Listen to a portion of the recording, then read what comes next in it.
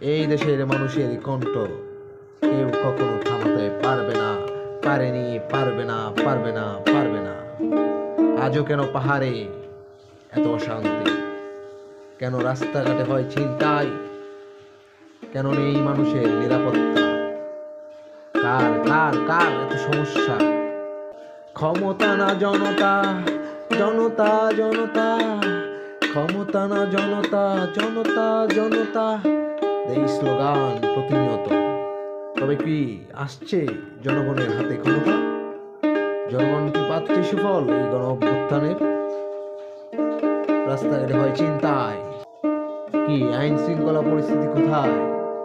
এই তরুণ প্রজন্ম, বাংলাদেশের তরুণ প্রজন্ম, তোমরা সজাগ থাকো। বাংলাদেশের স্বার্থে, দেশের স্বাধীনতা সার্বভৌমত্বের স্বার্থে একত্রিত থাকো, সংঘবদ্ধ থাকো, লড়াই করো, অব্যাহত রাখো লড়াই। পৃথিবীর যে কোনো পরাশক্তির বিরুদ্ধে তোমাদের রুখে দাঁড়াতে হবে। বুঝতে পারছো কি আমার কথা? তোমরা কম নও, এগিয়ে যাও, এগিয়ে যাও, এগিয়ে যাও, এগিয়ে যাও।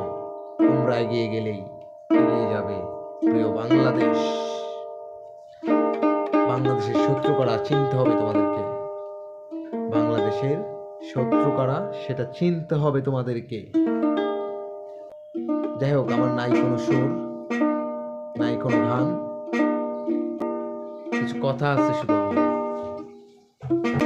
এই দক্ষিণ এশিয়ায় বারবার জেগে উঠবে এই বঙ্গ জনপদের মানুষদের। ব্রিটিশ বিরোধী লড়াই, শহীদ তিতুমিরদের লড়াই আমাদের ভুলে গেলে চলবে না। আমাদের পাকিস্তান বিরোধী লড়াই ভুলে গেলে চলবে না। ভারতের আগ্রাসনের বিরুদ্ধে আবরার ফাহাদকে ভুলে গেলে চলবে না। সীমান্তকে পাহারা দিতে হবে,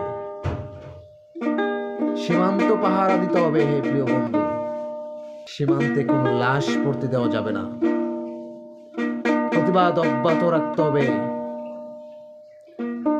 বাংলাদেশকে এগিয়ে নিয়ে যেতে হবে। কোনো পরাশক্তির কোলে বাংলাদেশকে আমরা পড়তে দেব না। কোনো পরাশক্তি আমরা পরোয়া করব না। কোনো পরাশক্তি আমরা পরোয়া করব না। সকলের সাথে বন্ধুত্ব, কারোর সাথে শত্রুতা নয়। এটাই এটাই চাই আমরা।